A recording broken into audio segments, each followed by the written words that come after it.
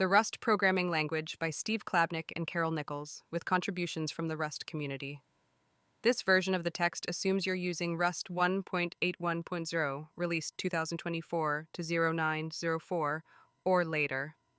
See the Installation section of Chapter 1 to install or update Rust. The HTML format is available online at doc.rustlang.org, stable, book, and offline, with installations of Rust made with RustUp. Run RustUp doc, book to open. Several community translations are also available. This text is available in paperback and ebook format from No Starch Press. Forward. It wasn't always so clear, but the Rust programming language is fundamentally about empowerment. No matter what kind of code you are writing now, Rust empowers you to reach farther, to program with confidence in a wider variety of domains than you did before. Take, for example, systems-level work that deals with low-level details of memory management, data representation, and concurrency. Traditionally, this realm of programming is seen as arcane, accessible only to a select few who have devoted the necessary years learning to avoid its infamous pitfalls. And even those who practice it do so with caution, lest their code be open to exploits, crashes, or corruption. Rust breaks down these barriers by eliminating the old pitfalls and providing a friendly, polished set of tools to help you along the way. Programmers who need to dip down into lower-level control can do so with Rust, without taking on the customary risk of crashes or security holes, and without having to learn the fine points of a fickle toolchain. Better yet, the language is designed to guide you naturally towards reliable code that is efficient in terms of speed and memory usage. Programmers who are already working with low-level code can use Rust to raise their ambitions. For example, introducing parallelism in Rust is a relatively low-risk operation.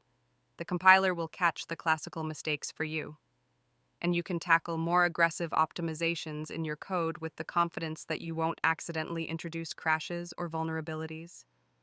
But Rust isn't limited to low-level systems programming. It's expressive and ergonomic enough to make CLI apps, web servers, and many other kinds of code quite pleasant to write. You'll find simple examples of both later in the book. Working with Rust allows you to build skills that transfer from one domain to another. You can learn Rust by writing a web app, then apply those same skills to target your Raspberry Pi. This book fully embraces the potential of Rust to empower its users. It's a friendly and approachable text intended to help you level up not just your knowledge of Rust, but also your reach and confidence as a programmer in general. So dive in, get ready to learn, and welcome to the Rust community. Nicholas Matsakis and Aaron Turan. Introduction. Welcome to the Rust Programming Language, an introductory book about Rust. The Rust programming language helps you write faster, more reliable software. High-level ergonomics and low-level control are often at odds in programming language design. Rust challenges that conflict. Through balancing powerful technical capacity and a great developer experience, Rust gives you the option to control low-level details, such as memory usage, without all the hassle traditionally associated with such control. Who Rust is. For Rust is ideal for many people for a variety of reasons. Let's look at a few of the most important groups. Teams of developers. Rust is proving to be a productive tool for collaborating among large teams of developers with varying levels of systems programming knowledge. Low-level code is prone to various subtle bugs, which in most other languages can be caught only through extensive testing and careful code review by experienced developers. In Rust, the compiler plays a gatekeeper role by refusing to compile code with these elusive bugs, including concurrency bugs. By working alongside the compiler, the team can spend their time focusing on the program's logic rather than chasing down bugs. Rust also brings contemporary developer tools to the systems programming world. Cargo, the included dependency manager and build tool, makes adding, compiling, and managing dependencies painless and consistent across the Rust ecosystem. The Rust FMT formatting tool ensures a consistent coding style across developers. The Rust Analyzer powers Integrated Development Environment (IDE) integration for code completion and inline error messages. By using these and other tools in the Rust ecosystem, developers can be productive while writing systems-level code. Students' Rust is for students and those who are interested in learning about systems concepts. Using Rust, many people have learned about topics like operating systems development. The community is very welcoming and happy to answer student questions. Through efforts such as this book, the Rust teams want to make systems concepts more accessible to more people, especially those new to programming. Hundreds of companies, large and small, use Rust in production for a variety of tasks, including command line tools, web services, DevOps tooling, embedded devices, audio and video analysis and transcoding, cryptocurrencies, bioinformatics, search engines, Internet of Things applications, machine learning, and even major parts of the Firefox web browser. Open source developers Rust is for people who want to build the Rust programming language, community, developer tools, and libraries. We'd love to have you contribute to the Rust language. People who value speed and stability. Rust is for people who crave speed and stability in a language. By speed, we mean both how quickly Rust code can run and the speed at which Rust lets you write programs. The Rust compiler's checks ensure stability through feature additions and refactoring. This is in contrast to the brittle legacy code in languages without these checks, which developers are often afraid to modify. By striving for zero-cost abstractions, higher-level features that compile to lower-level code as fast as code written manually, Rust endeavors to make safe code be fast code as well. The Rust language hopes to support many other users as well. Those mentioned here are merely some of the biggest stakeholders. Overall, Rust's greatest ambition is to eliminate the trade-offs that programmers have accepted for decades by providing safety and productivity, speed, and ergonomics. Give Rust a try and see if its choices work for you. Who this book is for. This book assumes that you've written code in another programming language, but doesn't make any assumptions about which one. We've tried to make the material broadly accessible to those from a wide variety of programming backgrounds. We don't spend a lot of time talking about what programming is or how to think about it. If you're entirely new to programming, you would be better served by reading a book that specifically provides an introduction to programming. How to use this book. In general, this book assumes that you're reading it in sequence from front to back. Later chapters build on concepts in earlier chapters, and earlier chapters might not delve into details on a particular topic, but will revisit the topic in a later chapter. You'll find two kinds of chapters in this book: concept chapters and project chapters. In concept chapters, you'll learn about an aspect of Rust. In project chapters, we'll build small programs together, applying what you've learned so far. Chapters 2, 12, and 20 are project chapters. The rest are concept chapters. Chapter 1 explains how to install Rust, how to write a Hello World program, and how to use Cargo, Rust's package manager and build tool. Chapter 2 is a hands-on introduction to writing a program in Rust, having you build up a number guessing game. Here we cover concepts at a high level, and later chapters will provide additional detail. If you want to get your hands dirty right away, Chapter 2 is the place for that. Chapter 3 covers Rust features that are similar to those of other programming languages, and in Chapter 4 you'll learn about Rust's ownership system.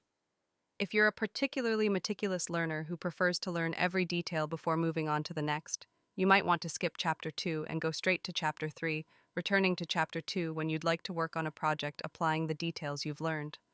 Chapter 5 discusses structs and methods, and Chapter 6 covers enums, match expressions, and the if-let control flow construct. You'll use structs and enums to make custom types in Rust.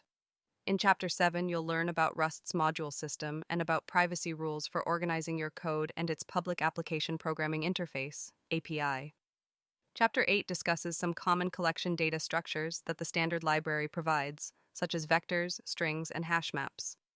Chapter 9 explores Rust's error handling philosophy and techniques. Chapter 10 digs into generics, traits, and lifetimes, which give you the power to define code that applies to multiple types. Chapter 11 is all about testing, which even with Rust's safety guarantees is necessary to ensure your program's logic is correct.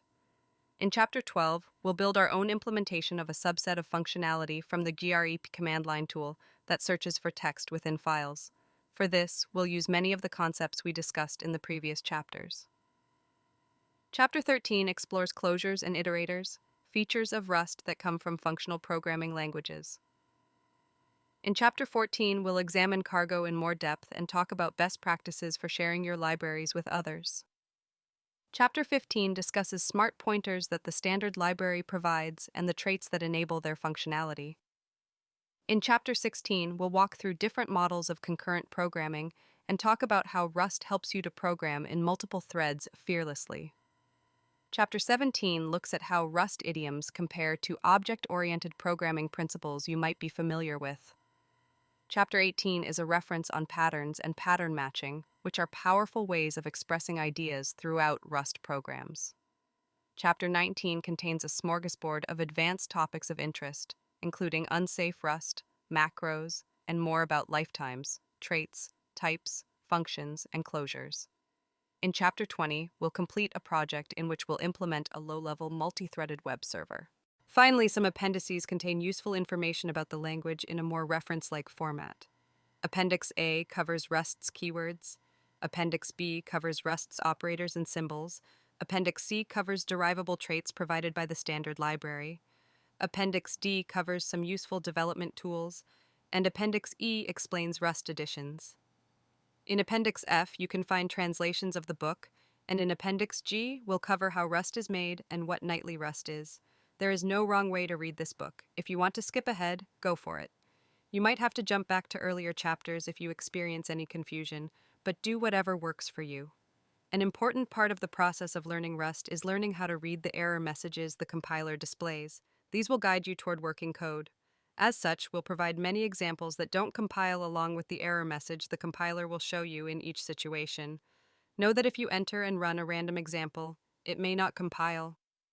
Make sure you read the surrounding text to see whether the example you're trying to run is meant to error. Ferris will also help you distinguish code that isn't meant to work.